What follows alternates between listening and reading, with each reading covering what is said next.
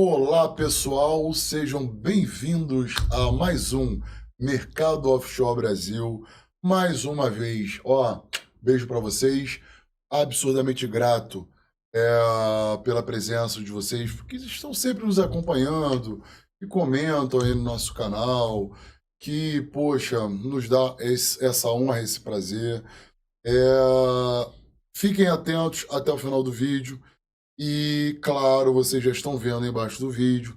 Hoje o vídeo também, como sempre, eu falo a mesma coisa e vou morrer falando a mesma coisa. Virou uma fala robótica, decorada essa fala.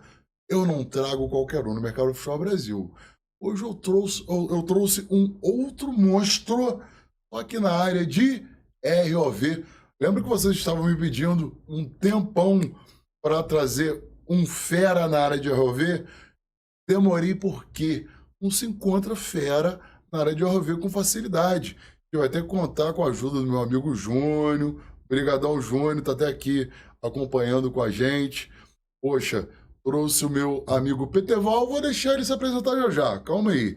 Primeiro agradecer aí a TMS, os nossos apoiadores, né, de coração. Muito obrigado por acreditar nesse projeto e tem ajudado tantas pessoas aí na área da informação, né? Informação é muito importante para quem quer começar. Muitos colegas falando, poxa, eu quero ser piloto de ROV, mas eu não sei o que eu tenho que fazer.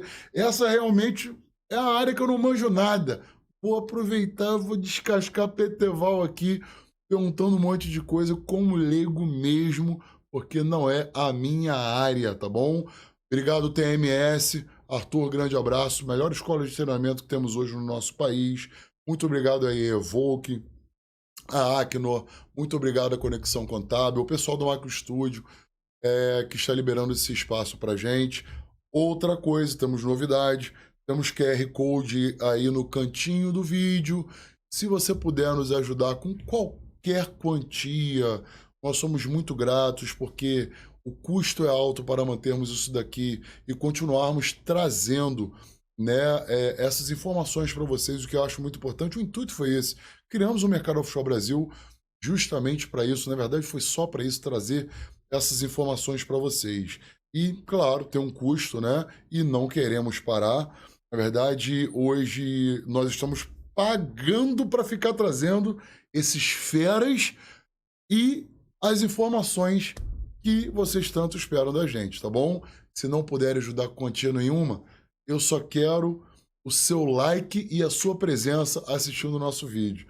Os nossos vídeos, né, já conta demais. Para nós já é absurdamente gratificante ver o seu comentário lá, ó, adorei, eu não sabia disso, agora eu tô sabendo. Galera, muito obrigado. Agora eu vou deixar o meu amigo se apresentar.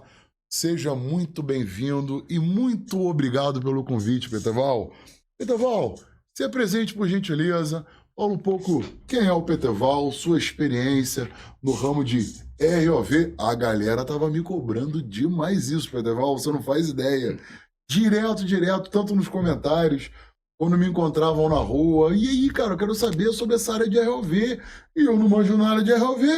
Tem que trazer um camarada que tem um pouquinho de experiência, né? Cerca aí de quantos anos, Peteval? Boa noite, Thiago. Boa Boa noite aí ao noite, pessoal meu todo camarada. aí. Obrigado a você aí pelo convite, pela oportunidade de Eu que divulgar aí agradeço. a profissão de ROV, né? Perfeito. Que apesar de a gente já estar aí no mercado já há muitos anos, o ROV existir no mercado há muitos anos, desde a década de 80 praticamente aqui no Brasil, talvez até desde antes. a década de 80? Talvez até antes, exatamente. Eu não sabia. É verdade, é bem antigo já no Brasil. A gente começou com 225, enfim, que é um ROV que era uma bolinha, que era puxado pelo cabo e Nunca tal. nem vi. Aí depois foi evoluindo, botou thruster e tal. E aí a gente chegou onde a gente está hoje em dia com a tecnologia de ponta quase espacial, quase aeroespacial. Caramba. Né? A gente utiliza válvulas aí que são usadas em naves espaciais, em jatos, etc. Literalmente? Literalmente. Válvulas, válvulas, enfim. Mas fazendo o que você me pediu inicialmente, eu dou uma boa noite também a todos. Obrigado pela oportunidade mais uma vez. Meu nome é Peteval. Eu trabalho no ROV desde 2006. Caramba. Tem um tempinho já que eu estou na área. É um tempinho. É um tempinho. Trabalho já com treinamento desde 2010, enfim. Feito. E aí a gente tenta passar informações, né? Porque realmente é uma área que eu acho muito interessante. Desde que eu conheci, em 2006, quando eu entrei na área, na época da Aced, que era Stout, acabou virando Aced, aí eu entrei na área naquela Perfeito. época. E desde que eu conheci a área de ROV, realmente eu me encantei e estou aqui até hoje. Que bacana, que bacana. Períodos embarcando, períodos oferecendo treinamento, mas sempre tentando multiplicar informação e passar conhecimento para a Além de galera. operar, você também ministra treinamento de ROV. Ministro de treinamento de ROV. Que bacana. Neste exato momento, a gente está tendo um treinamento ocorrendo aqui na West Group da cidade. Perfeito. Né? A gente está oferecendo treinamento lá e aqui o pessoal está gostando bastante. Tal. Normalmente o pessoal tem muita curiosidade, como você mesmo mencionou. É uma área que, apesar de estar grande, a gente tem um público grande já trabalhando na área de ROV, mas ainda assim é uma área que tem muito a crescer, tem muito a oferecer ainda, até porque o mercado de petróleo está bastante aquecido. Graças a Deus, voltando a aquecer aí de forma bem considerável. A gente está vendo isso, né? A gente está vendo. O nível de oportunidade, a gente está sempre monitorando o mercado de uma forma ou de outra, estando próximo ou não. E a gente vê que acontece isso. O mercado agora está dando uma aquecida como aconteceu na época dos idos de 2008, por aí, numa época que também aconteceu. Até 2012, aquela época da vaca gorda, né? Teve um boom, né? Exatamente. E esse boom parece que está acontecendo de novo agora. Porque, se Deus quiser. Eu estou vendo aí muita oportunidade aparecendo e fazia tempo que eu não via tanto anúncio para vagas de ROV em tantas empresas, até empresas novas que não eram players aqui no Brasil. Sim. Estão vindo e estão buscando muita gente aqui. É uma coisa que não acontecia há muito tempo, que eu estou percebendo também, Thiago, é que tem muitas empresas, agências principalmente internacionais, que estão operando no Brasil, né? Voltaram a operar no Brasil, isso não acontecia há algum tempo. Mas mão de obra nossa ou deles? Eles já vêm com a mão de obra deles? Mão de obra nossa. Nossa, que Contrata bacana. o nosso pessoal para trabalhar aqui no Brasil. Quer dizer, isso é um mundo perfeito para muitos operadores. Exatamente. Não precisa se deslocar até outro continente. Exatamente. Que bacana. Então, a gente está bastante satisfeito em ver isso e a gente fica muito feliz de poder passar informação pessoal para poder saber como entrar na área de ROV. Porque as pessoas costumam ter muitas dúvidas, porque é uma área que, como eu disse, apesar de ser um pouco antiga, ter mais de 30 anos no Brasil, é uma área que ainda o pessoal ainda fica tateando um pouco. Só escuta falar, talvez vários mitos, coisa que você vai quebrar hoje pra gente. E, tipo, não tem acesso a muitas informações sobre. É verdade. Né? Tem mais alguma coisa a falar na sua apresentação? Não, fica à vontade. Ah, tá, porque eu tô louco pra perguntar. Eu manjo nada e a galera de casa também querem ouvir essas perguntas. Claro. Vamos partir do básico. Pois não. O que vem a ser o ROV? ROV. Porque na minha concepção é o robozinho que vai lá pra baixo da água. Tá. O que vem a ser o ROV literalmente? É um espectro muito amplo de possibilidades do ROV. Perfeito. Quando a gente fala em veículos operados remotamente, né, Remote Operated Vehicle, na sigla em inglês, né? Perfeito.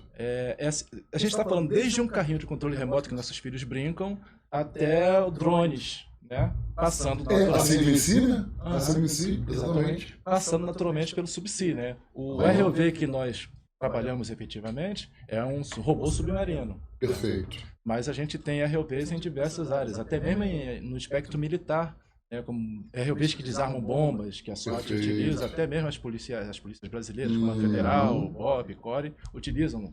Teve uma ameaça de bomba. São ROVs. São ROVs, porque é operado remotamente. Quando fala de ROV, a gente só pensa no robô submarino. Mas só que é um espectro imenso de possibilidades. Olha aí. Então, quer dizer, quando a pessoa entra na área de ROV, é claro, ele vai aprender o curso que eu ministro, né? Em parceria com os amigos, com os parceiros de negócio aí. É um curso para o ROV subsea. Mas eu menciono para os alunos essa questão de que o ROV, ele atinge tudo. Atinge uma área muito grande. E quando a pessoa se inteira do ROV, as tecnologias são muito semelhantes, não só no subsea, como também no aéreo ou no terrestre. Perfeito. O tipo de controle, o tipo de equipamentos, válvulas, etc., que comandam o equipamento, são alguns elétricos, outros são hidráulicos. Então a gente tem uma gama muito grande de possibilidades aí. Tá? Mas falando especificamente do que a gente trabalha, que é o ROV subsea, do ramo offshore, né? Perfeito. A gente também tem, ainda dentro desse ramo, tem uma área muito grande de possibilidades, que a gente começa com 5 classes de ROV. A gente começa com a classe 1, que é de tem classe? Tem, na verdade, igual colete tem classe, ROV tem classe, também tem classe. Tem várias classes. Na verdade, depois da última avaliação do INCA, né, do IMCI, que é International Marine Contract Association, Perfeito. que é o órgão que rege todos os contratantes marítimos, né? Eles que regem a área de ROV, e eles colocaram agora uma 6ª classe de ROV, que são os AUVs. AUVs, isso. São Autonomous Underwater Vehicles. São veículos autônomos, né? Subsea. E submersíveis. Tem alguma diferença na prática de um AUV para um ROV? Tem sim. O ROV ele é controlado remotamente porque ele tem um cabo ligando à superfície que você consegue, através de joysticks, controlar ele. Perfeito. Tem a telinha ali, é isso mesmo? Exatamente. Falando como leigo que eu não entendo. Sim, na verdade, são muitas telinhas. Muitas telinhas, né? Exatamente. São várias telas nos casos, porque nós temos que ter várias câmeras, controle do equipamento, monitoramento, né, configurações. Então nós temos as telas touchscreen, que é a tela que a gente comanda ele, e nós temos as telas, tanto de sonar, também é um equipamento que a gente usa bastante, quanto as telas das câmeras, que só no ROV de frente são 3, depois tem a câmera de ré, tem a câmera de bullet. Então é praticamente um estúdio de televisão. Eu achando que era uma câmera de frente ali, que só mostrava os braços e tal, nada disso. No caso do classe 3, do Trencher, que é o trator submarino classe 4, são ROVs que podem ter várias câmeras. O básico, o default, é você ter pelo menos 3 câmeras de vant, uma câmera de ré e uma câmera no bullet. Né, que é onde conecta ele para poder resgatar, quando, ou lançar ou resgatar quando vem do fundo do mar. Perdão. Então, desculpem até porque eu estou um pouquinho resfriado. À vontade. Tem água aqui, eu também tenho. Eu tenho sinusite, na verdade. E o ar-condicionado. E esse ar seco dos tempos últimos aí tá com exatamente. Faz parte. Fica à vontade, pode beber água à vontade aí. Obrigado. A técnica está chamando a nossa atenção porque a gente está batendo na mesa. Tomamos um esporro da técnica. Aí isso é importante. Ela está certa. Ela está certa, exatamente. Eu tenho mania de ficar batendo na mesa também, eu viro e volto me dar um esporro com relação a isso daí. Show de bola. Obrigado, Fran. Vou tentar não bater na mesa. Acho que foi mais uma orientação. Com certeza. Mas continuando o que você está falando com relação aí, a quantidade de câmera, classe, como funciona isso daí de forma para um leigo entender, não muito técnica. Perfeito. As classes de ROV, elas vão desde a inspeção, quando o nosso produto que nós vendemos, entregamos ao cliente apenas imagens. Estou batendo na mesa de novo. Apenas imagens, perdão. Então, desde que a gente entrega só a imagem, até depois a classe 2, que é de apoio, quando já tem um pequeno manipulador que auxilia o pessoal do mergulho. O início do ROV foi apoio ao mergulho. Então a gente auxilia pegando ferramentas, iluminando o caminho para eles chegarem até o local de trabalho lá no leito marino. E outras possibilidades, né? Sustentar, pegar uma peça para entregar ele, se deslocar para a cesta de ferramentas e voltar, então dá apoio. O classe 3 já seria os de intervenção, que são mais conhecidos, que são chamados work class. E ele já tem manipuladores, uma série de ferramentas que a gente pode falar, que eu não vou dizer que é uma infinidade, mas é um número muito grande de ferramentas e a cada dia surgem mais. Deve haver uma gama de possibilidades de operação, de tipos de operação diferentes com o ROV absurda, né? Absurda. Eu imagino. O ROV hoje em dia ele chegou a um ponto de tecnologia, de avanço tecnológico, né? Graças inclusive ao pessoal do mergulho que nos trouxe muita experiência, né? Bacana. Grande parte do trabalho que nós fazemos é com base na experiência dos mergulhadores. Perfeito. Né? Inclusive muitos companheiros mergulhadores estão na área de ROV hoje em dia, nos auxiliando com a experiência. Eu escuto muito isso. É verdade. Então a gente aprendeu isso com eles, continua aprendendo. Sim.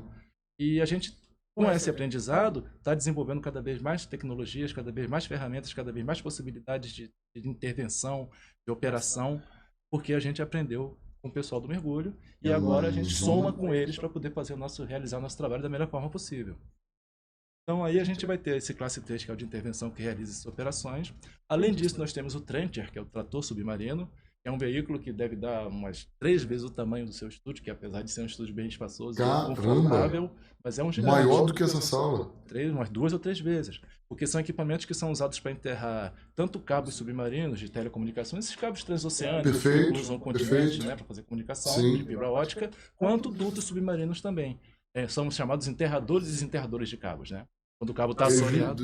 É porque você citou aí a palavra trator, tipo, eles cavam para esse tubo literalmente? Literalmente. Caramba! Eles têm esteiras, tais quais os tratores que nós conhecemos. Sim, eles, que bacana! Ao invés dos ROVs que nós conhecemos comumente, que são os que flutuam, navegam, esse Trencher ele vai ao leito marinho, tem esteiras, como tratores desses de terra que nós conhecemos, e vai cavando e realizando o enterramento de cabo. Ele cava, enterra o cabo e por trás ele joga a terra por cima para poder. E esse já é uma classe diferente. Esse já é o classe 4. Então, tipo, o camarada que é operador de ROV, ele não basta fazer um curso de um ROV. Ele tem que fazer curso de outros de outra classe ou não precisa? Ele só aprende? Com Ou tem certeza treinamento específico para? tem treinamento específico para. Entendi. Por exemplo, o treinamento que nós oferecemos oferece ao futuro trainee, né, o candidato a trainee, a possibilidade de trabalhar com os ROVs até classe 3 e, a partir daí, com esse conhecimento, poder vir a se especializar com trabalhar com ROVs de classe 4, que são trenchers, soltadores submarinos. Além disso, nós temos também o classe 5, que são os protótipos e os exclusivos de uso militar, tá? Que são drones submarinos, os próprios ROVs também submarinos, também são usados no uso militar, para pesquisas, etc. Temos de todos esses aqui no Brasil, treinamento para todos esses, ou não? Alguns o camarada tem que ir para fora fazer? Vou ser sincero com você. Em relação ao Trencher, eu desconheço que tem aqui no Brasil. Entendi. Até o ROV classe 3 nós temos. Né? Mas o classe 4 eu desconheço que tenha, pode ter, mas eu desconheço que tenha. Sim. E o classe 5 é limitado, é fechado ao ambiente militar. Perfeito, né? perfeito. No caso de uso exclusivo militar, ou os protótipos. Também, que são os veículos que ainda não estão no mercado comercialmente. Entendi. Estão sendo desenvolvidos e tal. E aí podem vir a estar no mercado no futuro, mas são considerados classe 5. E o classe 6 é, como eu mencionei, o Autonomous Underwater Vehicle, que não é necessariamente um ROV, porque ele não é operado remotamente. Ele é programado para fazer uma atividade. Exatamente. E sozinho. Sozinho ele faz. Você faz uma linha de programação na memória EPROM, coloca nele, ele é lançado em determinado ponto e é programado para realizar a inspeção. Ele realiza somente inspeções, não intervenções. Perfeito, perfeito. E ele vai realizar a inspeção em um determinado quadrante, depois ele vai emergir, ou ele tem duas possibilidades. Ele tem uma antena de radiofrequência. Ou ele envia essas informações por radiofrequência para a unidade trabalhando, perfeito. Ou ele é recuperado, se retira a memória e se resgata os dados que foram Tem essas duas possibilidades. Tem essas duas possibilidades. Entendi. Tá? Então a gente está aí com uma possibilidade imensa, e agora surgindo também os drones submarinos, né, que o pessoal fala bastante deles. Então a gente está cada vez mais desenvolvendo essa tecnologia. Eu acho que a tendência aí, nesse tempo que eu tenho de 2000 eu tenho visto realmente uma evolução muito grande dos equipamentos. Tecnologia absurda. Imagino, a tecnologia só vai aumentando e melhorando, nos deixando apavorados cada dia mais. Você vê, não sabia que tinha esse que... Não fazia a menor ideia de dois que você citou aí, na cabeça de quem escuta ROV, né, falando do Home Offshore, é aquele robozinho meio quadrado, grande, né, por sinal, tem os bracinhos, né, que a gente vê. Os manipuladores. Né? Os manipuladores, os bracinhos, né? Os manipuladores no qual você consegue encaixar vários tipos de ferramentas ali para fazer determinados tipos de operações diferentes, tal. Operações extras, que depois você vai citar alguns exemplos, né? Claro que sim. Esses aí são de que classe? Esses mais conhecidos, né? Porque você conhece todos, a gente não. A gente tem essa imagem na cabeça, daquele quadradinho com os dois bracinhos manipuladores. Ali, aprendi essa com você agora. Qual é a classe dele de forma específica, ou não tem? Esse é o classe 3, Work Class. Esse é o classe 3. Que é o classe de trabalho, né? Que é o que realiza intervenções. É o mais famoso entre nós aqui no Brasil, vamos dizer assim. Sim, é um dos mais utilizados. O mais utilizado. Exatamente. Em todo o nosso ambiente offshore aqui, hoje em dia, eu diria a você, Thiago, que seria praticamente inviável, a partir de determinada profundidade, a gente ter a prospecção de petróleo se não fosse a existência do ROV. Tá? A gente tem um limite aí no mergulho, mesmo o mergulho saturado. Exatamente, mesmo no mergulho saturado. De 325 metros de profundidade para realizar operações. Tá? Um limite que foi até, se eu não estiver enganado, foi um recorde batido pelo Acid Harrier no ano de 2008. Isso para um ROV ou para um mergulhador que você está falando? Para um mergulhador. Para um mergulhador, perfeito. E um ROV? Não tem essa de limite, depende do tamanho da umbilical, cordão, corda, cabo, o quê? Qual é o nome daquilo? Tem 3 nomes. 3 nomes, aí, viu? Vamos lá. A gente tem a unidade de controle de superfície, que a gente pode chamar de SCU ou ACU, que seria Surface Control Unit ou Operation Control Unit. Que na prática é o quê? Na prática é um container ou uma sala dentro da superestrutura do navio ou dentro do casario da plataforma. Perfeito. Que você vai ter uma sala montada lá com os controles e comandos do equipamento, monitoramento de sistemas e sensores, etc. Tá? E a partir dali a gente vai comandar o equipamento. Então, a partir dessa sala de controle na superestrutura ou do container de controle, vai sair um cabo que a gente denomina deck cable, que vai levar tanto os sinais de informação, comunicação, normalmente hoje em dia pela fibra ótica, mas no passado era para o twist de pé, né, par trançado, como também vai levar energia para o equipamento, que a gente trabalha com 1000 volts para alimentar a parte de comunicação. Caramba. E 3000 volts a 4160 para alimentar a HPU, que é a unidade hidráulica, Hydraulic Power Unit, Perfeito. que é um conjunto de motor elétrico e bomba hidráulica. E é utilizado para tocar os propulsores, manipuladores, ferramentas. Tá? A gente vai ter 2 unidades hidráulicas ali dentro de um mesmo ROV. Uhum. A principal, que vai tocar propulsores, manipuladores, e a auxiliar, que é para ferramentas de uso geral que a gente instala e desinstala conforme a necessidade. Eu até costumo brincar com meus alunos que às vezes o ROV desce parecendo Rambo, só falta aquela faixa vermelha na cabeça. Sim, sim, sim. Cheio de ferramentas. Imagino, imagino. Então, poxa, se a gente tem essa possibilidade aí de realizar uma série de operações ao mesmo tempo, porque você às vezes deixa o ROV no fundo, no leito marinho, por 1 semana, 2 semanas direto trabalhando. Vão trocando as equipes e ele está trabalhando. Sem subir com o ROV? Sem subir. Ele estando completamente estanque, com a manutenção preventiva em dia, você pode ficar um bom tempo com ele no fundo. Tá? Trabalhando de forma adequada, naturalmente. Já aconteceu a ocasião de eu desembarcar e voltar para embarcar depois do meu shift e o ROV não ter saído da água. Já passei por isso, né? Caramba. Depois de 15 dias eu cheguei lá e digo, e aí, já subiu? Não subiu. Disso. Pra mim, tipo, todo dia ele subia, depois descia de novo, subia. Não necessariamente. Caramba. Isso aconteceu quando a gente estava montando um campo na Bacia do Espírito Santo. Perfeito. Né? E aí a gente estava instalando mais de 20 ANMs no fundo do mar, né? A ANM são os blocos de válvulas, ave de Natal molhada, né? Que são o bloco de válvulas que controla a injeção de água e gás e a própria sucção do petróleo, a prospecção do próprio petróleo. Então, a gente estava fazendo a instalação de todo um campo, né? E isso aí durou realmente um bom tempo. Então, aconteceu numa ocasião dessas de eu desembarcar e embarcar de novo para o ROV não ter saído da água. Que doideira. É bacana. Nunca que eu ia imaginar isso na minha vida, essa possibilidade. Aham. Vai ser, nossa, hoje eu vou adquirir um conhecimento e quem está nos ouvindo também vai adquirir um conhecimento muito bacana. Espero que esteja ao meu alcance poder ajudar. Já está sendo, já estou apavorado, já não estou entendendo quase nada, mas você está explicando de forma didática e estou conseguindo compreender. Você ia falar os 3 nomes do cabo. Sim, é verdade. Me desculpa, eu acabei me desviando do assunto. Assim. Não, porque é muita coisa, é extenso, é vasto. É verdade. Eu, apesar de ser baiano, eu moro aqui no Rio desde 4 anos de idade, então eu sou o baiano que fala mais rápido no mundo. Pois é. Não tem sotaque nenhum. Eu não tenho mais, Eu chego na Bahia e me chamam de carioca, eu chego aqui e me chamam de baiano, então eu tô me sentindo um capixaba, que tá ali entre os 2 estados. Exatamente, com certeza. Com todo respeito aos capixabas, claro, que eu gosto muito deles. Então, meu amigo, vai sair da sala de controle, ou do control van, container de controle, vai ser um cabo que vai sair dali e vai até o sistema de lançamento, que nós chamamos de LARS, que é o Launch and Recovery System, que é o sistema de lançamento e recuperação do veículo. Tá?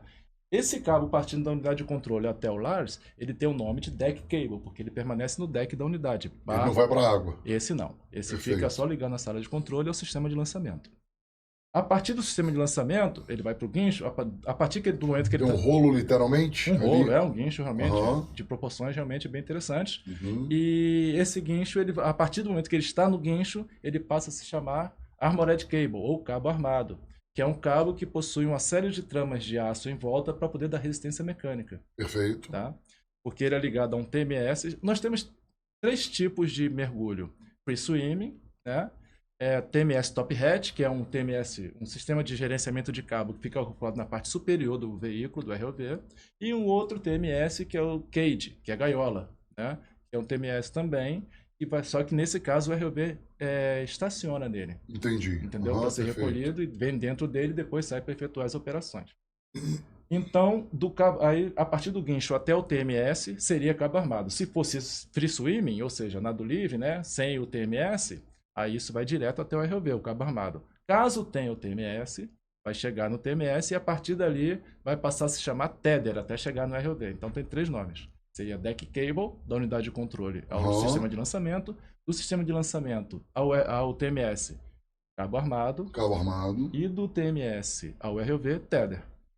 Então são esses 3 nomes aí. Isso. Mas, mas dentro desses cabos, interiormente, vai estar passando a mesma coisa. Energia e informações. Sim. Subcito, surface e vice-versa. O ROV é basicamente, a grande maioria, eu não sei se todos, poderíamos chamá-lo de o funcionamento de eletrohidráulico. Ele Tanto com a parte de eletricidade e também sempre vai ter a parte hidráulica dele ali? Não necessariamente. Não necessariamente? Não, os Ele RO pode ser todo elétrico? Exatamente. Entendi. Os ROVs de classe 1 e 2 comumente são elétricos. Uhum. E pelo que eu ouvi, né, informações de companheiros de trabalho aí na área, nós temos já um ROV totalmente elétrico de classe 3 também. Que é o que tem o bracinho. Não, é o de classe 3, o Work Class, né? Os que seriam eletro-hidráulicos. O classe 3 não é o que tem aquele É o que tem os falou? bracinhos, isso, Ah, isso. tá. É o de intervenção, isso mesmo. Que o bracinho, eu já esqueci o nome técnico. Manipulador. Manipulador, exatamente. E hoje em dia eu soube que já tem, né, eu ouvi notícias a respeito, ainda não tive acesso ao manual, etc., mas estou buscando essa informação naturalmente, que sou bastante curioso e gosto de estudar a respeito. Claro. Né, até porque para passar informação a gente tem que se informar Com primeiro. toda certeza, o tempo inteiro, por sinal. Exato. Tem que estar sempre se atualizando. Exatamente. Então, já ouvi me citarem que existe já esse ROV de classe 3 que é totalmente elétrico, mas não chegou ainda ao Brasil, pelo que eu tenho a ciência. Entendi. Né? Mas, entendi. comumente, os de classe 3, esses que tem os bracinhos... que é o manipulador. Que é o manipulador, agora invertemos. Exatamente, com certeza. Esse daí, normalmente, é eletro-hidráulico. Ele recebe a alimentação Perfeito. elétrica e a energia hidráulica é gerada no próprio equipamento através da HPU, que é o conjunto motor elétrico bomba hidráulica. Perfeito. Então, comumente é assim. E que tipos, por exemplo, você citar alguns aí, tipos de operações, se é possível, você ficaria a noite inteira podendo citar tipos de operações, mas alguns tipos de operações mais comumente realizadas por esses veículos, pelos ROVs. Certo. Bom, nós auxiliamos nas 3 etapas da prospecção de petróleo, né? Que são perfuração, completação e produção. Então, na perfuração, nós auxiliamos na perfuração desde o início, fazendo track survey, né? Analisando a área, fazendo o estudo, inclusive, para o IBAMA, né? O estudo de impacto ambiental. Então, é feito todo um estudo de impacto ambiental antes do início dos trabalhos para a utilização de um campo de petróleo. Após isso ser aprovado, nós vamos começar a fase de perfuração, vamos apoiar, né, na verdade. Bacana, eu achei que fosse só a questão da leitura sísmica, ponto final. Não. Tem que ser feita a inspeção. Vai ter que ser, que bacana. O que a gente tem que verificar, nesse caso seria só a inspeção, não seria intervenção, que nós temos que mapear a região para verificar tipo de vida marinha, tipo de coral, tipo de solo, enfim, uma série de características, né, que o IBAMA pede para que seja liberada a autorização para a exploração naquele campo. Posteriormente, na perfuração, desde o início da perfuração, que nós vamos fazer também o survey, verificar o local onde vai começar a perfuração, até a fase da completação, que é quando já se instala a cabeça de poço, depois você coloca o BOP para poder evitar o blowout prevent. Ele faz manutenção de BOP também ou não? Não, nós atuamos o BOP, nós atuamos, abrimos e fechamos válvulas, travamos ele na cabeça de poço. Manutenção não. Destravamos, não. A manutenção é feita normalmente pelo responsável pelo BOP. Perfeito. Na própria plataforma. Nós apenas atuamos nele.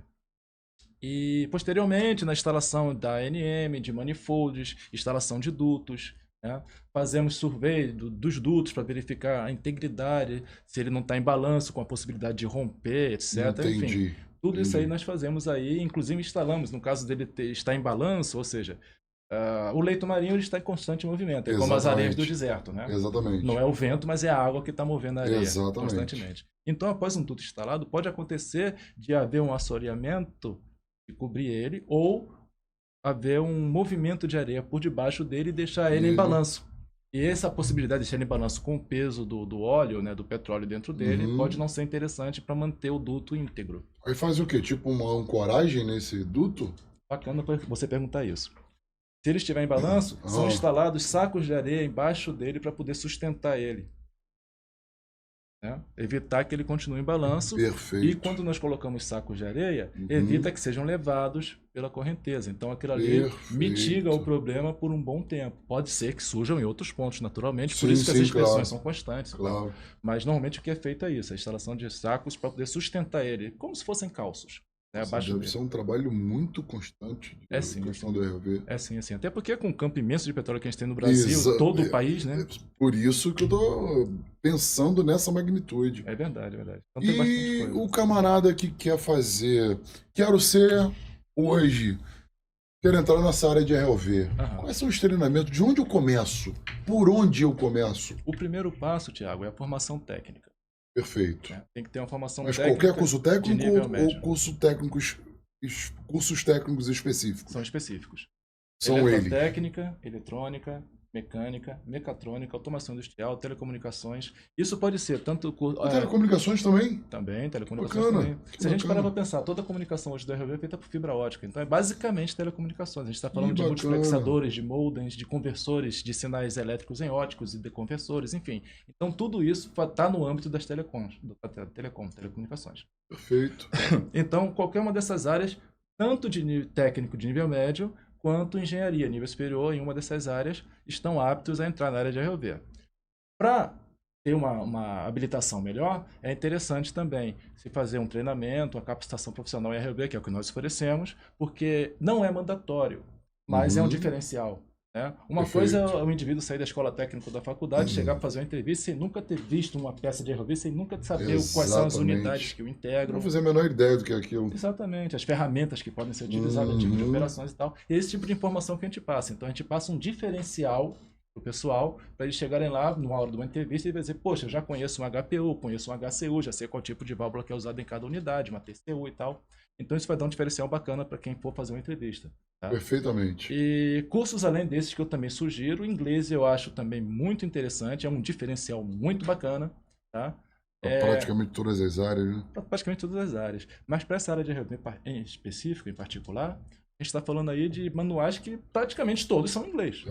A gente não tem um fabricante comercialmente forte no Brasil. Acredito eu que a questão dos controles, tudo que está escrito na tela, não deve ter nada em português ali praticamente. Tudo em inglês, a grande maioria é em inglês. Então é um grande diferencial também investir no idioma inglês.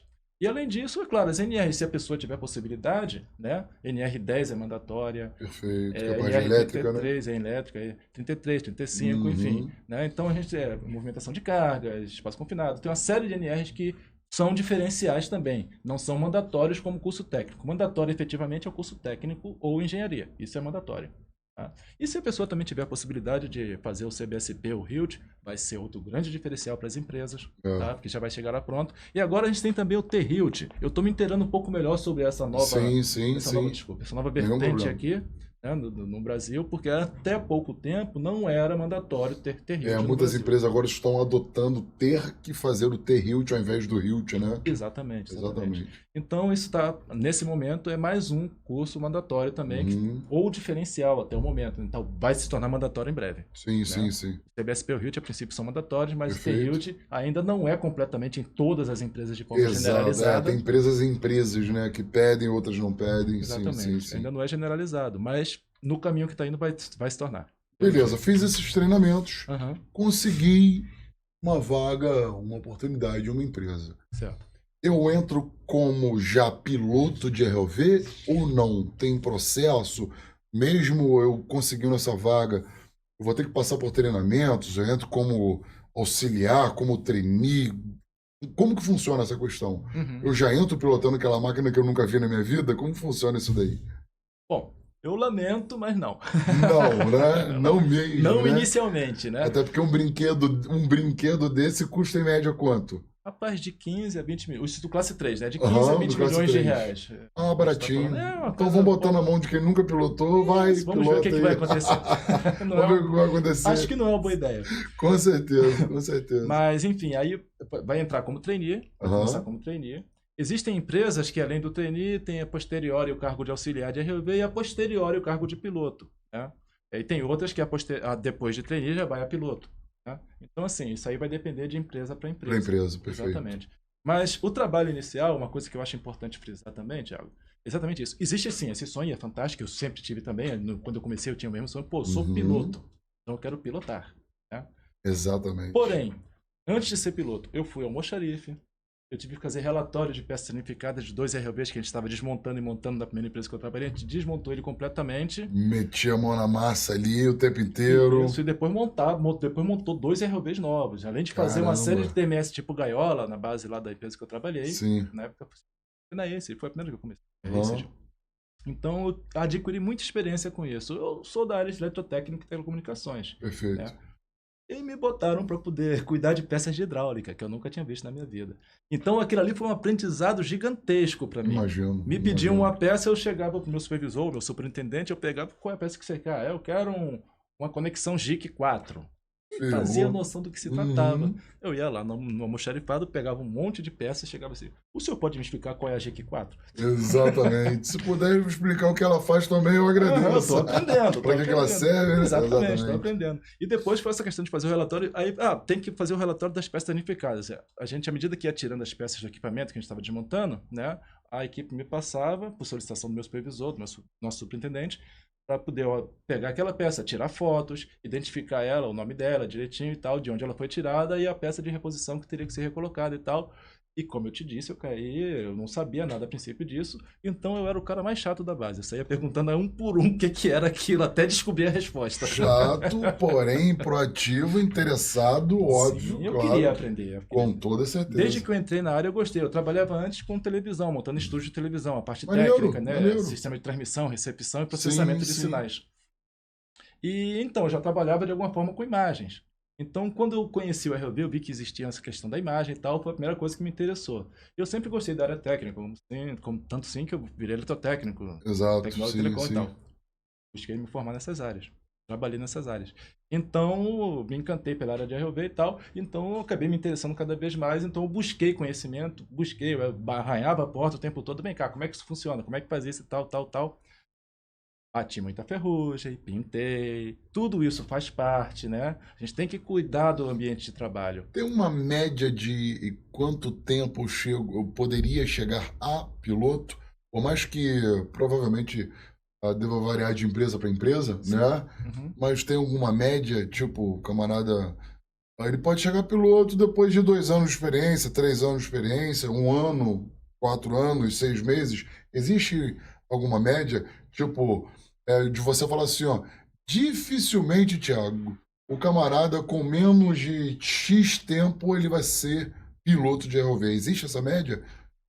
Vou ser sincero com você, Thiago. Uhum. Eu acho que é até uma questão que é bom pro profissional isso, tá? Sim.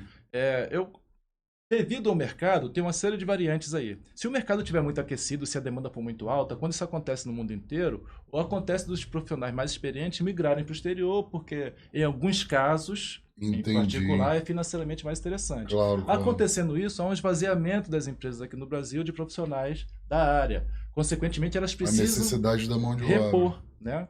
Então, tem essas variantes aí, oferta e demanda, né? Lei de mercado. Exatamente. Então, pode ser de 6 meses a 1 ano. Tem empresas que podem demorar um pouquinho mais, empresas que podem demorar o mesmo tempo. Tudo vai Mas acho que o mínimo é 6 quando ela meses. está precisando também. Exatamente. Né? Entendi. Então, o mínimo é 6 meses. Eu fui de trainee a piloto em 7 meses. Mas já vi pessoas de trainee a piloto em 7 meses. Em 7 meses, Que bacana. Mas eu vi pessoas irem em 6 meses, já vi acontecer. E mesmo indo a piloto, nas primeiras vezes, o camarada que te treinou, o piloto que te treinou, do seu lado ali, ou não? Você, tchau, não, é contigo. Sempre com acompanhamento. Acompanhamento. Porque quando você é trainee, você está sendo o tempo todo naturalmente treinado. Exatamente. Quando você passa a piloto júnior, né, que é como as empresas costumam denominar, tem alguns que botam número, piloto 1, 2 e 3, e outros é júnior, pleno e sênior. Enfim, isso aí varia também de empresa para empresa. Exatamente. A cultura do ROV é interessante que ela está em construção ainda, né? Então não temos padrões estabelecidos em todas as empresas. Temos formas diferentes de interagir. Perdão. Então, eu acredito que é isso. O período seria a partir de 6 meses. Se a demanda estiver realmente muito alta. Quer água? Por favor. Agora. Obrigado, meu amigo. Se a demanda estiver alta, pode ser a partir de 6 meses, né? Perfeito. Mas também pode acontecer de ser 1 ano, 1 ano e meio. Mas isso aí vai variar realmente de acordo com o mercado, demanda, empresa. Tem uma série de variáveis aí nessa equação. E a gente escuta muito uma coisa que eu quero tirar essa dúvida com você agora também. Claro, você não vai citar nomes de empresas, nem questão dos seus amigos. Mas eu escuto a galera falar assim, ó, eu quero ser piloto de ROV, até porque eu vou ficar rico. E isso é bem óbvio, né? Eu sei que você é rico e tal. Deus te ouça. Vamos chegar lá um dia. Vamos chegar lá. Esperança nunca morre. A gente morre tentando. É verdade. Qual é a média salarial de uma empresa aí de médio porte? Ou não? Da que paga menos, da que paga mais poderia chegar a quanto? E a que paga menos, o camarada poderia receber quanto? Em média, do menor salário para o maior salário. Piloto. Cara que é piloto. Não pode falar dos dois. Tá aí. Do trainee a piloto. O camarada poderia começar ganhando tanto e terminar ganhando tanto. com a experiência que você já ouviu falar, já conheceu pessoas Uhum. e já te falaram, ó, tô ganhando X em tal empresa, ou comecei ganhando Y em tal empresa. Essa média poderia variar de quanto a quanto? Que é o que o pessoal, para chegar, opa, me interessou, vou correr atrás vou me qualificar, porque eu gostei, eu quero chegar lá. Entendi. Poderia variar de média de quanto a quanto? Tiago, vou te falar. Do menor até o maior possível. Tá, vamos começar com as mais notícias, do menor. Claro, exatamente. Vamos começar com a pior notícia, claro. Não, mas não é nem má notícia, na verdade. Ah. Se a gente for pensar no salário médio de um técnico no Brasil hoje em dia, o valor de um trainee não tá tão ruim, né? Para início de carreira. Isso, Claro. isso é o menor salário que eu vou falar Sim, para você, sim. tá? O piso, o básico. Vai começar aí de 1.900 a 2.500. Perfeito. Tá? Aham. Já numa empresa de maior porte e tal, aí já pode chegar aos 4.000, 3.000. Mesmo sendo trainee. Mesmo sendo trainee. Entendi. 3.500, 4.000, Aham. tá? Isso seria o início. Perfeito. Tá bom? Aí eu tô falando contando com adicionais, tá? Uhum, perfeito. Porque os claro, adicionais contam cerca de 80 Mas a 90% já é uma diferença, do né? salário. Mesmo sendo Exatamente. treino, já é uma diferença. Se a gente parar para pensar que o salário médio de um técnico formado hoje em dia não passa muito dos 2.500, Exatamente. onshore, né? Exatamente. Então, quer dizer, poxa, uma pessoa começar já com 2.500, ou chegar até 3.400, 3.500. Eu te fiz essa pergunta porque, por exemplo, na minha área, né? O radiooperador em GMDSS, o menor salário hoje no país, offshore, Sim, sim. não onshore, o menor salário está na faixa de 4.100, 4.200. Não tem empresas que paguem menos de 4.100, 4.200. Começa ali. Entendi. Como tem radiooperadores que param na faixa dos 14 mil reais. Sim, sim. Entendeu? Sim. Varia muito. Por isso que eu te fiz essa pergunta. Então, um trainee pode ganhar aí seus 1.900, dependendo da empresa, 4 alguma coisa. Isso. E o camarada que é um sênior da vida, um camarada aí que já está anos e anos, poderia chegar até em média quanto um salário desse? 14, 15 mil. Bacana. Bacana. Numa empresa de médio ou grande porte, uns 14 a 15 mil. Numa empresa de pequeno a médio porte, pode chegar uns 10 mil, 11 mil. Entendi. O que é super interessante. E uma responsabilidade também. Sim, à medida que você vai galgando os degraus, né, evoluindo na carreira, a responsabilidade naturalmente vai aumentando. Porque o piloto sênior, né, após o supervisor, é o responsável por passar a informação para a equipe e auxiliar o supervisor também na parte de burocrática, de relatórios e tal. Até porque o que acontece, Thiago? Como a gente mencionou, são degraus que a gente vai galgando. Então, o trainee vai aprender com o piloto júnior. O piloto júnior vai aprender com o piloto pleno. O piloto pleno vai aprender com o piloto sênior. E aí você vai chegar até o superintendente. Entendi. Né? Então, tipo assim, e hoje um superintendente não está tirando menos de uns 20 mil, 25 mil, a depender da empresa. Talvez até mais. Bacana. Talvez até mais. Bacana. As empresas de maior porte podem estar pagando um pouco mais que isso. Show de bola. Muito bom, porque a galera sempre pede para perguntar isso, é o que mais interessa para eles isso daí, porque aquilo, né? Claro, quando você pleiteia uma profissão, né? Você está galgando uma profissão ali, você, claro, tem que ter dois fatores muito relevantes, né? Eu tenho que gostar daquilo que eu faço. É fundamental. E, claro, não vamos ser hipócritas, né? Não vamos ser demagogos e, tipo, não, a questão salarial não importa, não. Pode me pagar 800 reais porque eu amo isso dali. Mentira. Isso não vai rolar. O cara tem que saber, né? Além dele gostar, se vai valer a pena financeiramente para ele. Agora, já que você já me respondeu e tirou essa dúvida dessa pergunta, eu tenho outras. Pois não. Eu tenho 1 milhão. Na verdade, eu vou ter que me contentar aqui. Me conter, perdão. Você falou, a gente estava comentando sobre o RLV de classe 3. Sim, o Work Class. O que tem os manipuladores. Exatamente. A Fran tem me chamado a atenção porque a Fran tem o treinamento de RLV, a nossa técnica. Estamos bem assessorados. Você vê, né? Até, olha só, hein? A técnica no mercado offshore Brasil tem o treinamento de RLV, tem o curso técnico, não é qualquer um, né, Fran? Que tá com a gente aqui, não. No mínimo nível técnico. Exatamente. Por exemplo, o do classe 3, que tem os manipuladores, amanhã eu vou chegar na empresa tirando onda. Já fixou. Já fixei, vou chegar lá. Você sabe o nome dos braços do RLV? Amanhã eu vou chegar ostentando na empresa amanhã. Tá certo. Brincadeiras à parte. O classe 1, ele é responsável por o quê?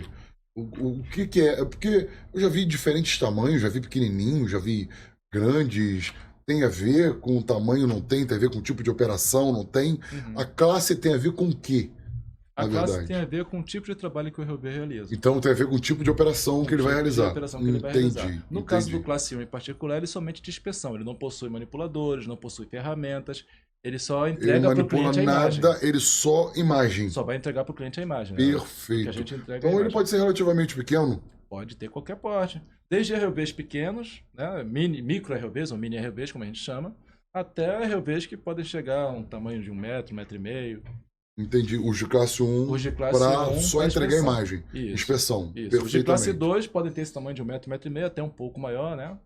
Aí seriam os de classe 2 que teriam manipuladores que não teriam 7 e 5 funções, como no caso do de classe 3 do Work Class. Perfeito, mas ele poderia ter manipuladores, os de classe 2. De classe 2 de apoio pode ter até 2 manipuladores, com 4 funções, 3 funções, enfim. Isso aí Mas vai eles depender. geralmente têm o mesmo tamanho dos de classe 3 ou costuma ser menor? Normalmente é menor. Normalmente é menor. Normalmente é menor. Os de Entendi. classe 3 são de maior porte, que tem 3 toneladas, 4 toneladas, tem o tamanho de um carro praticamente, Exatamente, né? Na eu verdade, até vejo. maior às vezes. É, Até exatamente. maior às vezes. Como o HD, por exemplo, é um veículo de grande porte, né? O Triton também é um veículo de grande porte, são veículos que têm 3 metros de comprimento, 1,80 m de largura, 2 metros de altura, então, quer dizer, são veículos realmente de grande porte. Sim, sim. Então, quer dizer, isso aí vai variar realmente com o tipo de operação que ele vai fazer e você vai ter o tipo de sistema que você vai montar. No caso do de classe 2, como eu te mencionei, vai ter um manipulador, pode ter um manipulador, pode ter 2 manipuladores. Uhum. No classe 3 a gente já tem os 2 manipuladores, mas uma série absurda de ferramentas, que várias, Hotstab, Torque Tool, Imagino. Grinder, enfim, por aí É vai. porque a gente vê no manipulador lá na ponta a mãozinha, né? É verdade. A gente vê outras ferramentas e tal, a gente já vê. Na própria internet, quando a gente vai buscar, a gente vê vários tipos de ferramentas, deve servir para inúmeros tipos de atividades a serem Sim. realizadas. Sim, é verdade. Agora, me tira uma outra dúvida. Claro. Lá embaixo, cara, tipo, tem a corrente marítima, né? Sim, sim. Ele tem tipo, como por exemplo, uma sonda pode ter, por exemplo, uma SS, uma NS, dependendo do tamanho, um FPSO. Ele tem um sistema de DP, de posicionamento dinâmico, ele fica paradinho ali, ou é na mão que a corrente está levando ele para um lado e você é que tem que manter o controle, ou não? Ele tem um estabilizador, eu não sei o nome técnico. Uhum. Ele tem isso daí? Ele tem essa tecnologia ou não? Tem, não chega a ser necessariamente o DP, mas é semelhante, ele pode ficar parado em determinado ponto, ele pode fazer um cruzeiro de determinados 100 metros, 200 metros automaticamente, ele pode manter a altitude, manter o heading, né, que é a direção. Sem você manter ele tem essa tecnologia de ficar paradinho? Tem sim. Naquela posição. Nós temos o DVL, que é o equipamento que é instalado na parte de baixo do ROV, que ele monitora os eixos X, Y e Z, ou seja, para frente e para trás, direita e esquerda e subir e descer, né? Monitora os 3 eixos. Claro que com auxílio de outros equipamentos, como profundímetro, altímetro, bússola, todos esses equipamentos são integrados ao sistema, o software recebe tudo isso, processa e devolve ao equipamento como forma de mantê-lo estável em determinado ponto. Uma função de um equipamento como o HD, por exemplo, da Schilling, é o Station Keeper. E você vai apertar aquela função, você tem 2 possibilidades, full ou não full. Se você apertar full, ele vai ficar parado. Se você mexer no joystick, ele nem se mexe, vai ficar parado ali sem mexer. Entendi. Se você colocar o que não é full, ele fica parado, mas se você quiser mudar a posição, você consegue. Perfeito. Né? Mas ele fica exatamente parado. É claro, se houver alguma interferência como deformações no leito marinho, se tiver em cima de equipamento metálico, ou se tiver uma vida marinha muito abundante, isso pode atrapalhar, porque ele envia pulso hidroacústico para o solo, recebe a resposta e com base nisso...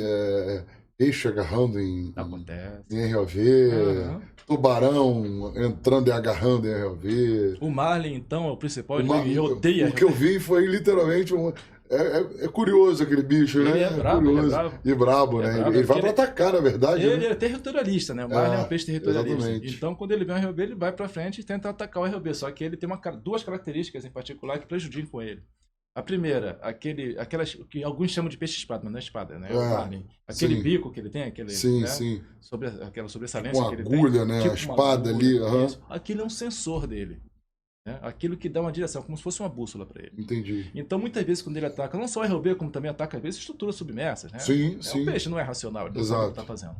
E muitas vezes acontece de quebrar aquele sensor dele. Se quebrar aquele sensor dele, não tem mais como ele voltar a se manter vivo, porque ele perde Caramba. completamente a direção dele. Fica Então tonto. vocês tomam cuidado até com aquele animal. Precisamos evitar de danificar, de agredi-los, enfim, Sim, né? A gente sim, tenta sim. até sair deles, fugir deles, porque é vida Para marinha. não machucá-lo, claro, Exato, claro. exato. Mas acontece, né? É um peixe que ataca bastante as RBs e o marlin, por exemplo. Imaginando o que vocês não devem ver lá embaixo, cara, através das telas ali, Bastante coisa. de bacana. vida marinha, né? Sim, sim. Deve, caramba, olha o que tá passando aqui. Deve rolar, né? Esse tipo de Rola, coisa entre vocês. Olha, assim, deixa eu te contar um caso curioso que aconteceu numa operação que eu estava Gostaria de ouvir. uns anos atrás. Eu estava realizando uma operação de inspeção com um veículo chamado Lynx.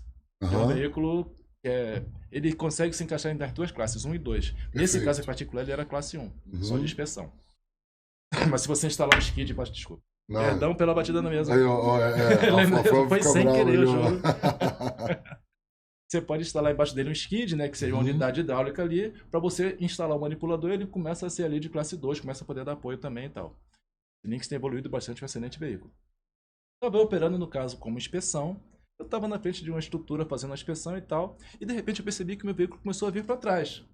Eu continuei tentando puxá-lo para frente, ele continuou vindo para trás. Eu tentando puxar para frente e vindo para trás. Imaginou que fosse corrente, alguma coisa do tipo. Eu disse, poxa, aí eu aumentei até a potência para ver se eu conseguia, mas ele Sim. continuou tentando vir para trás. Eu, né, fiz uma virada, 180 graus, para verificar, seguir o tether, que é um procedimento padrão. Se a gente está sentindo alguma dificuldade na pilotagem, a gente tem que voltar a seguir o tether para ver se ele não está preso em alguma estrutura, alguma coisa que esteja Sim, dificultando a sim. navegabilidade dele. Claro.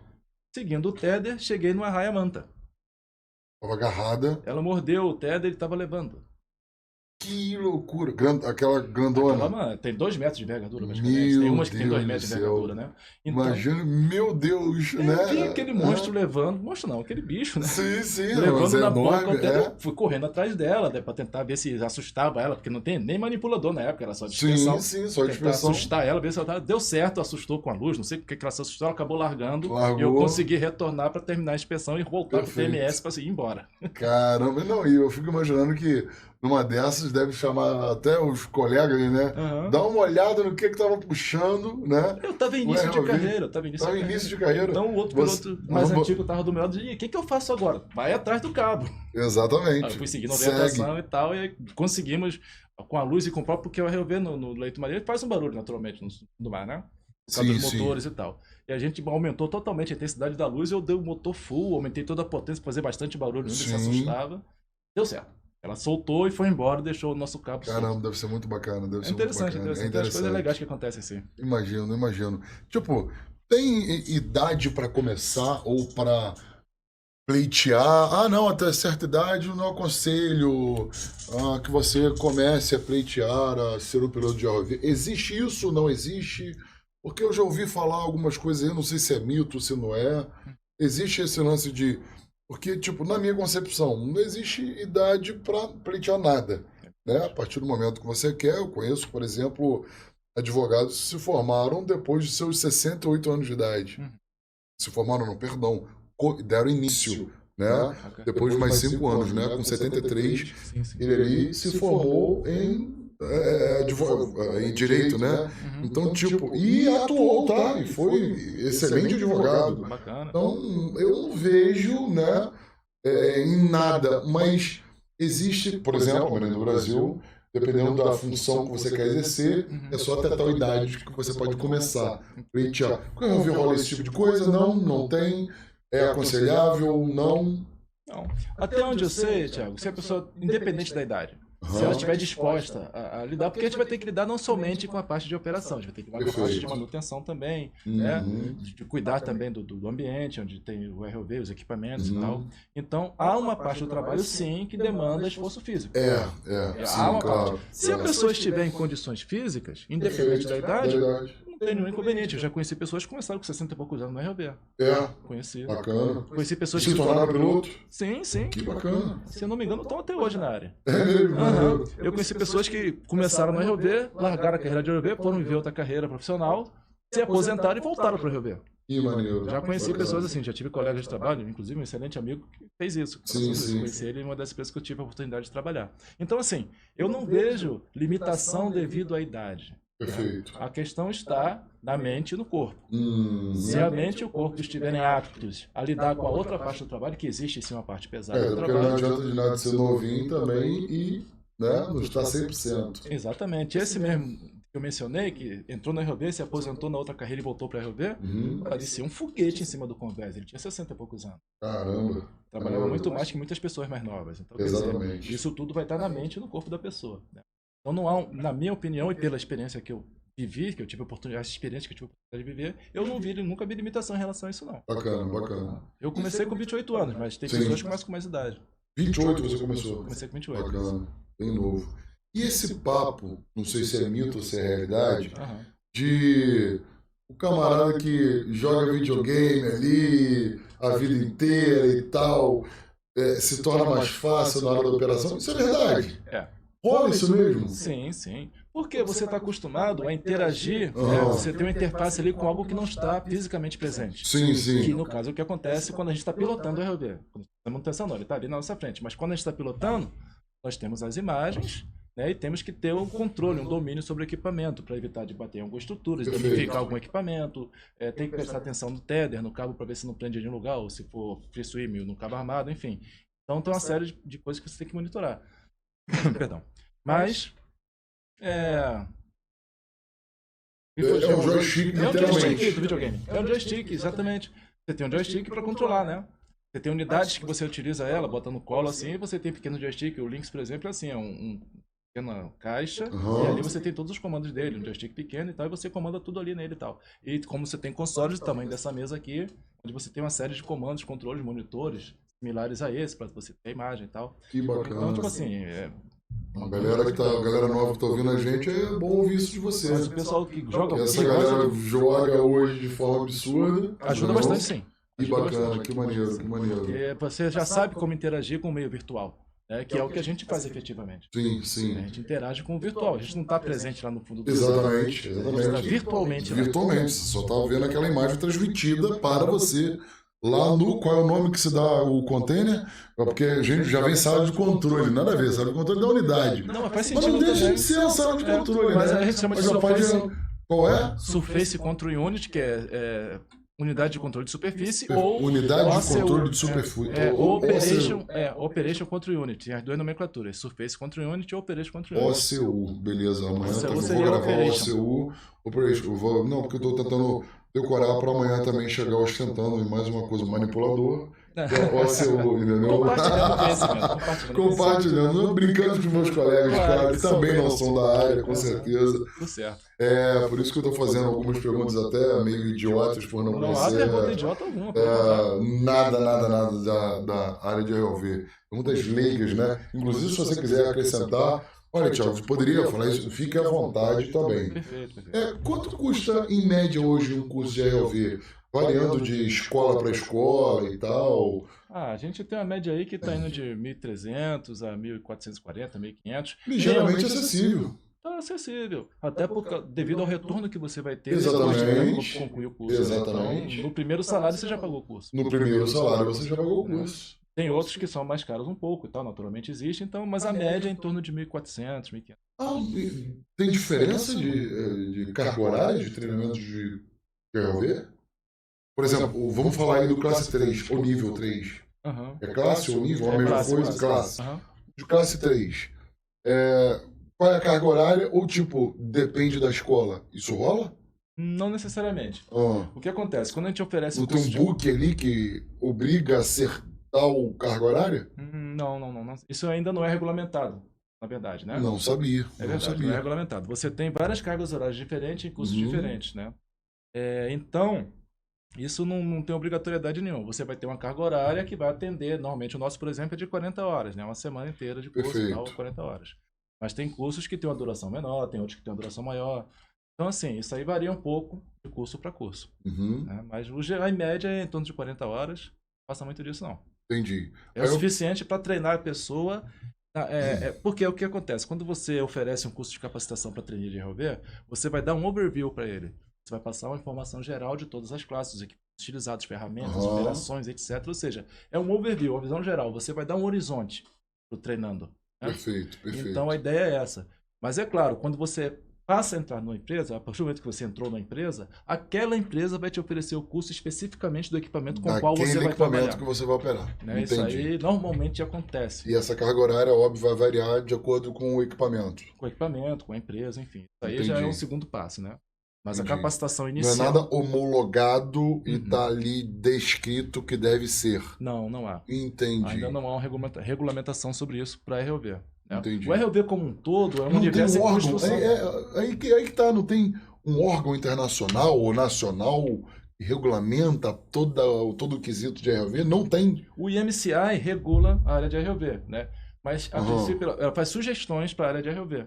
Entendi. Né? Não obrigatoriedade. Não obrigatoriedade. Perfeito. São sugestões para a área de ROV. Por exemplo, aqui no Brasil não há legislação que reja a obrigatoriedade de seguir o que o IMCI, né? Que é esse órgão regulador estrangeiro, denomina. Porém, naturalmente, as empresas que lidam com o ROV buscam seguir as orientações do IMCI, que é o órgão que orienta toda essa área. Se eu quiser ter uma escola de treinamento e colocar o meu curso de ROV com 80 horas de carga horária, eu posso? Pode. Também, se eu quiser botar de 24 horas, também posso? Também pode. Não há nenhum inconveniente em relação a isso. Eu não sabia. É verdade, não sabia. Verdade. Eu achei que fosse como normas regulamentadoras, como Norman. Não. Entendi. As instituições brasileiras ainda não fizeram a regulamentação em relação ao ROV. Por enquanto, não. Isso vai acontecer, mas é porque o ROV é um... Já ouviu falar algo que, tipo... Vai acontecer? Está se buscando isso. Entendi. Até para poder dar mais uma estruturação ao... É um horizonte, né? É um horizonte, exatamente. Mas...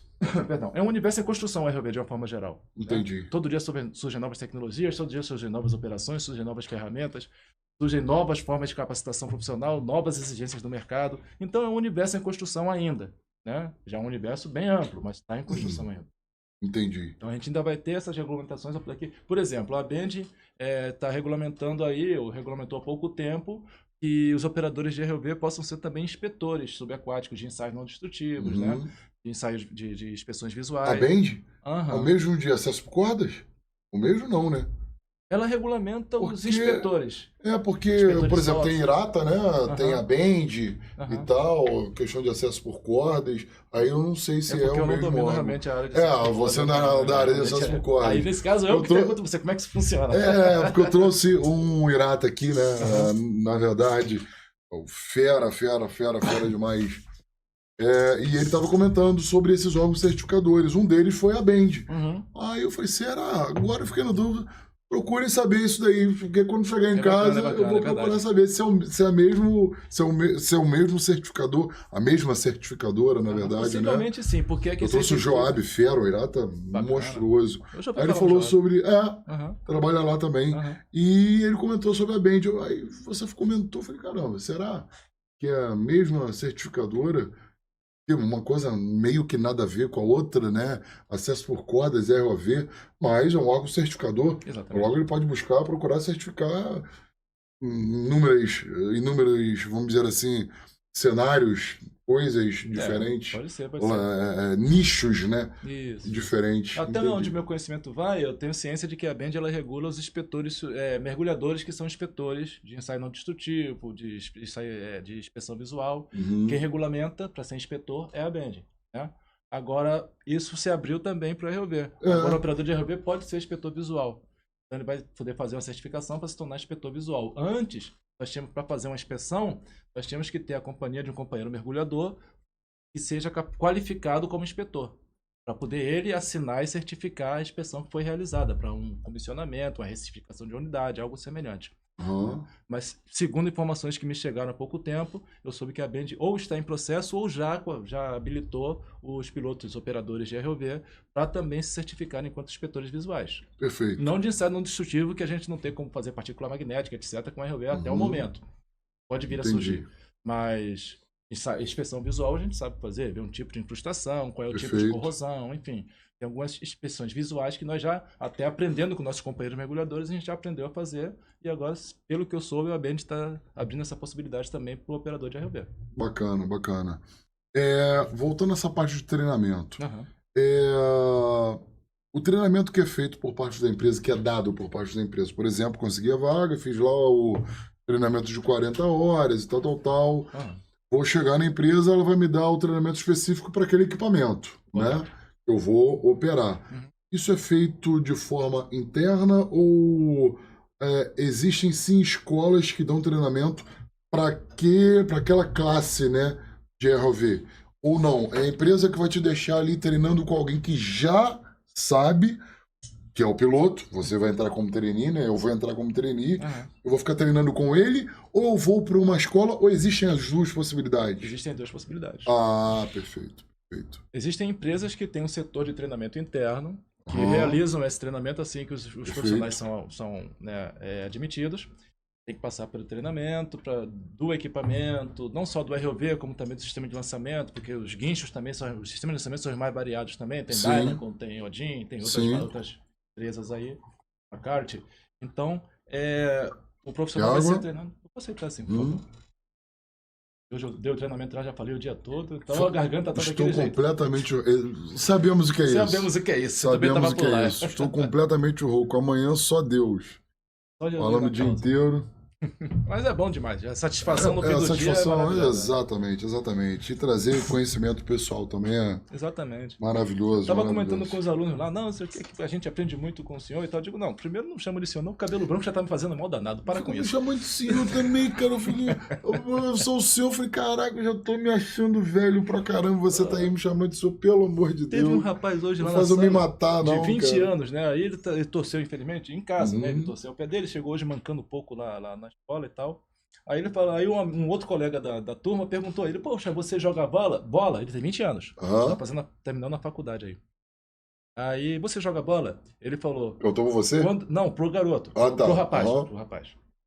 Aí perguntou, você de 20 anos, você joga bola? Já jogou bola? Já joguei quando eu era novo. Disse, pô, brother, tu tem 20 anos quando tu era novo? Quando eu era novo.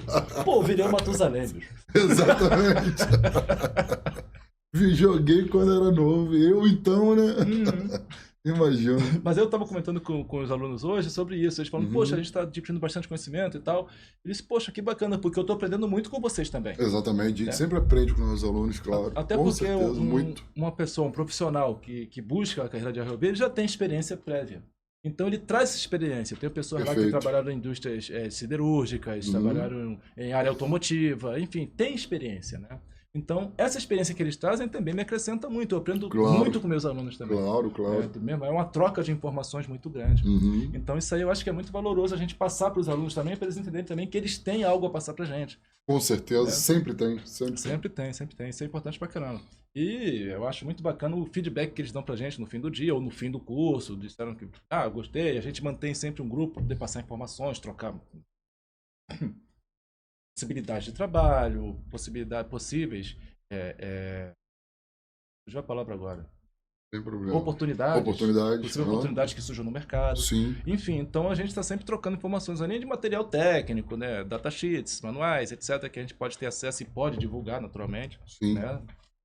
Então, a gente está sempre trocando informações com eles. Eles também fazem parte de Indeed, LinkedIn, etc. Então, entre eles também se trocam informações em relação a oportunidades, em relação a outros cursos, em relação a material de estudo, né, vídeos, etc. Então, eu acho bem bacana essa interação geral, assim. Com certeza. Existe, nessa área de treinamento, simuladores de ROV? Existem bastante avançados. É mesmo? Tem simuladores bastante avançados. Igual tem simulador de aeronave, também tem simulador aí de ROV. Tem simulador de ROV, né? Bacana. E são bem avançados, realmente bastante realísticos. Sim. Então a gente tem alguns simuladores aí que realmente estão num nível bem alto de realismo. Que maneiro. Eu nunca vi um simulador. Eu já vi em treinamentos, na verdade, escolas de treinamentos, uns ROVzinhos menorzinhos pra galera treinar, sim, né? Sim. Agora eu não sei se aquilo ali é só pra treino ou se aquele ROVzinho também é um tipo de ROV, por exemplo, classe 1, que pode ser utilizado só pra inspeção. Sim. É ROV sim? de inspeção. Eu achei que, fosse para treinamento, vou comprar um brinquedo ali, ROV, até porque aquilo não deve ser barato, Normalmente né? não é. Normalmente não é, mesmo ele sendo pequenininho, mas né? muita tecnologia. Exatamente porque eu vejo lá o instrutor com um controlezinho, a telinha no controle ali e tal. Parece até um controlezinho de Xbox. Exatamente. Eu fico imaginando, rapaz, se eu pegar isso daí, eu consigo controlar esse bichinho. Eu acho, Com né? orientação, sim. Porque a com vida certeza. inteira jogando, Então. Não vai minha ser vida, difícil. até hoje, Aham. na verdade, né? Bacana, bacana. Então, eu tinha vontade. Eu vejo, eu fico morrendo de inveja, uma curiosidade. Na de sexta-feira meter a agora, mão. quando tiver a prática lá, chega lá que você faz Vou dá uma pegar. palhinha lá pra gente. Vou fazer, vou Vai sim, tentar, vai lá, hein? vai lá, vai Pô, sim. tá gravado, promessa é dívida, eu vou Já tentar. já. Ainda vamos pedir alguém pra me filmar ali, Com tentando, né? certeza, com certeza. Pilotar aquele ROV. Bacana, bacana. Sim. Na sexta-feira vai ter a Sexta-feira, prática. da parte da manhã. Na parte da A manhã. partir das 8 da manhã a gente vai ter a prática. Ah, eu vou conseguir fugir da sala que eu tiver só pra. Dá um jeitinho, dá um jeitinho por lá. Vou dar um A gente vai jeitinho. estar com bastante gente lá. A gente conversa com os nossos superiores, né? Uhum. Com toda a certeza do mundo. Certamente. Qual conselho que você, hoje, com sua experiência, daria pro camarada que, depois de assistir todo esse bate-papo nosso, se interessou pela área? Qual conselho que você dá pra quem, poxa, tá aí, gostei, quero ser piloto de ROV? O que você, como você o instruiria? Capacite-se. Primeira coisa, como a gente mencionei, formação técnica. Crie diferenciais. Né? Perfeito. Idioma inglês, formação técnica, capacitação não só na área específica de ROV, como trainee de ROV, né? Mas também NRs. Capacite-se. Capacitação hoje em dia é o grande diferencial para qualquer área de trabalho. Para a área offshore e especificamente para a de ROV também, a gente sabe que é fundamental. Claro, claro. Quanto mais capacitação o indivíduo tiver, mais diferencial ele vai ter em relação a outros concorrentes que estejam pleiteando a mesma vaga. Com toda certeza. Então, estudar. E eu faço até uma sugestão, né, que eu tenho feito, né? É uma sugestão que tá vindo meio que lá de cima, assim. De cima que eu me refiro ao pessoal que é executivo, etc. Sim. Né, numa área diferente da nossa um pouco. Mandarim. O estudo do mandarim é interessantíssimo, é um diferencial que também pode ser bem bacana. Mandarim? Nós temos players chegando no Brasil, já estão até presentes, na verdade, que são da China. Sim, né, sim. Pratica esse idioma. É o idioma comercial chinês. Então, isso também está sendo um diferencial em muitos casos. É mesmo, no mercado offshore, trabalho offshore, a parte de ROV está sendo um diferencial? Também. Olha aí. Também. Estão ligados, né, galera? Olha só, eu nunca ia imaginar. Mais uma coisa que a gente está aprendendo. Caramba, cara. Verdade, já vou falar isso até em sala de aula. Se um colega falar, se um aluno falar, né? Poxa, eu quero ser piloto de ROV.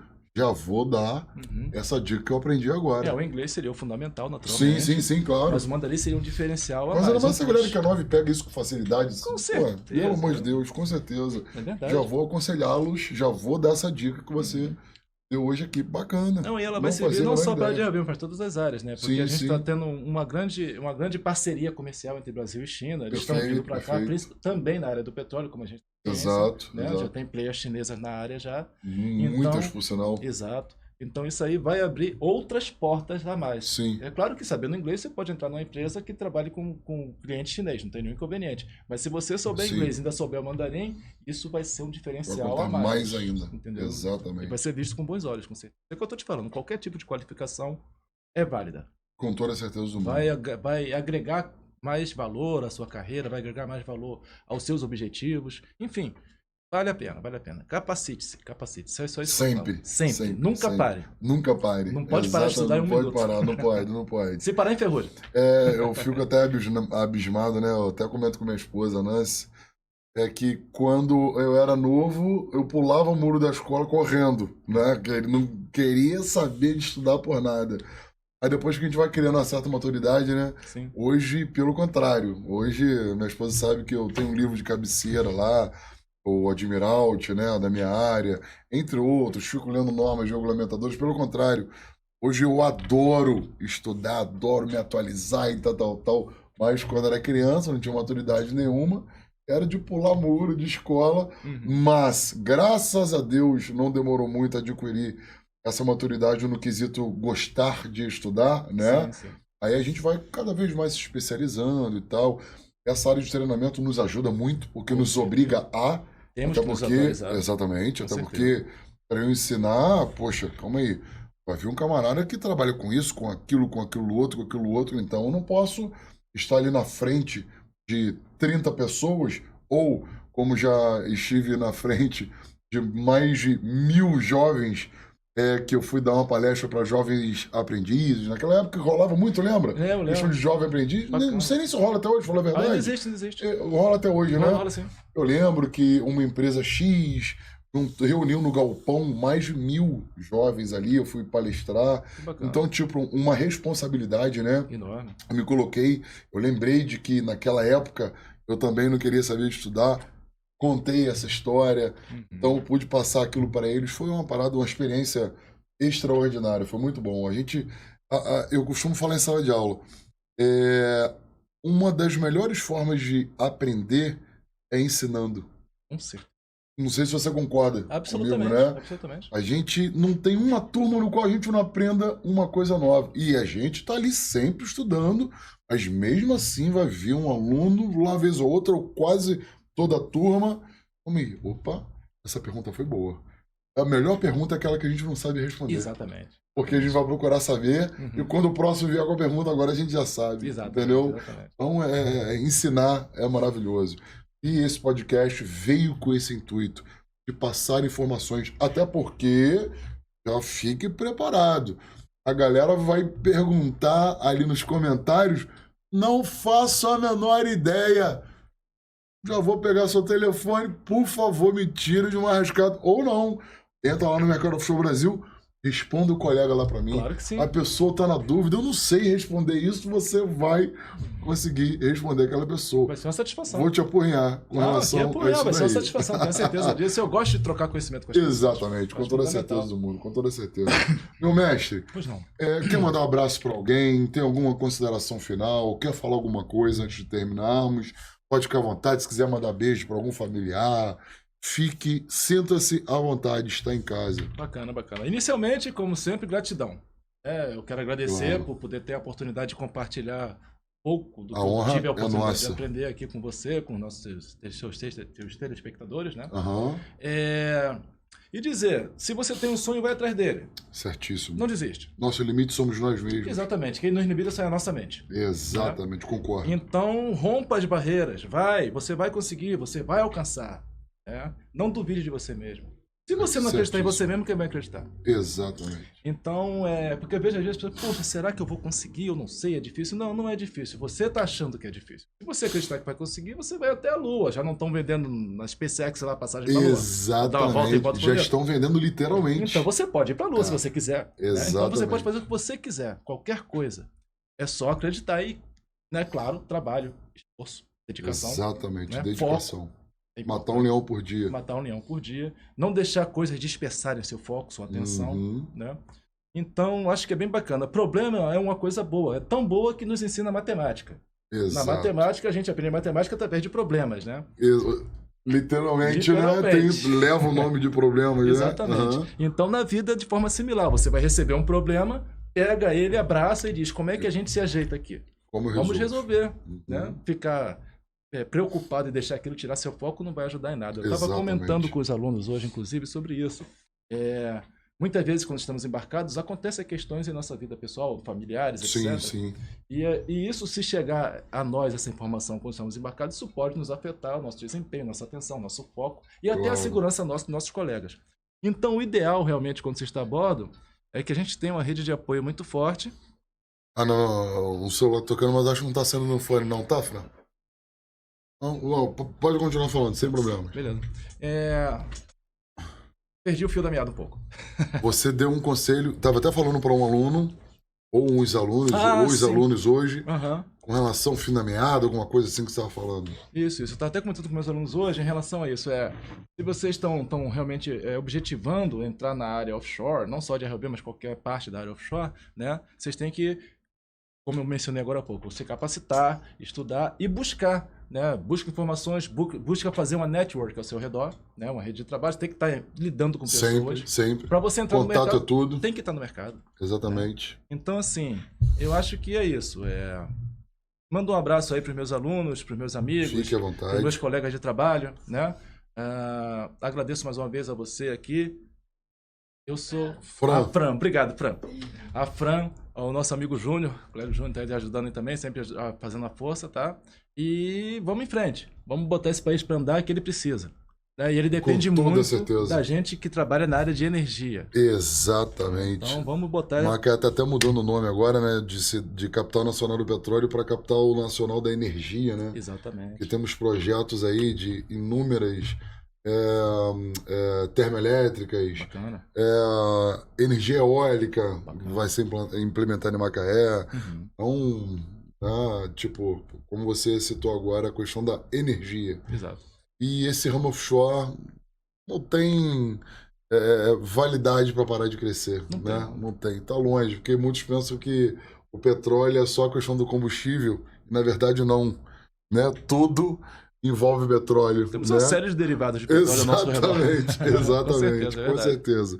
Meu mestre, muito obrigado por ter aceitado o convite. Obrigado a você, Muito meu amigo. obrigado por esclarecer inúmeras dúvidas que eu e todo o pessoal leigo que está nos acompanhando aí, né, gostariam também de fazer. E com certeza eles vão fazer um monte de perguntas que eu não fiz, porque eu sou muito leigo. Me desculpa por algumas perguntas ignorantes. Não houve que eu nenhuma fiz sequer. aqui. Pelo contrário. Me perdoe porque eu não manjo nada. Realmente, porque geralmente eu tô na galera aqui, mas eu tenho uma noção, ou sou da área, mas pergunto como leigo. Hoje foi literalmente a primeira vez no qual eu não manjo nada da área. Mas você, eu pude Thiago, atender... defina a ROV antes do bate-papo de hoje. O robozinho que fica embaixo da água. Normalmente é conhecido dessa forma. Exatamente. Que tem 2 bracinhos. Bracinhos nada, manipuladores. Opa, já tá registrado. Tá vendo? Com toda certeza. Inclusive as 6 classes já. Opa! Então você já tá mais daqui... atualizado que muita gente que só acha que tem 5. Exatamente. Então hoje já vou sair daqui com conhecimento que, graças a você, a sua paciência, a sua boa vontade, muito obrigado mais uma vez. Não apenas eu, mas todo mundo que nos assiste, somos gratos por você ter aceitado esse convite. Espero que aceite mais. Próximos. Estou à disposição. Outros. Porque o que eu vou fazer da próxima vez?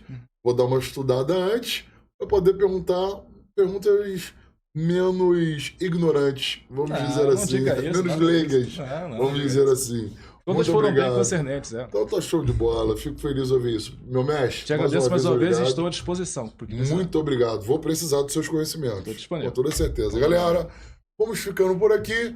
Como eu disse, se tiverem dúvidas, o nosso mestre já se colocou à disposição, ele vai responder, ele já está inscrito no canal ali, perguntou, se eu não fizer a menor ideia, eu ligo para ele, respondo para vocês, se ele não puder responder, vou estar ali tomando o tempo dele com toda certeza. E sininho para vocês receberem as notificações, joinha e compartilhe com o máximo de pessoas possíveis, tá bom? Grande abraço a todos e vamos ficando por aqui. Beijão, até mais. Boa noite.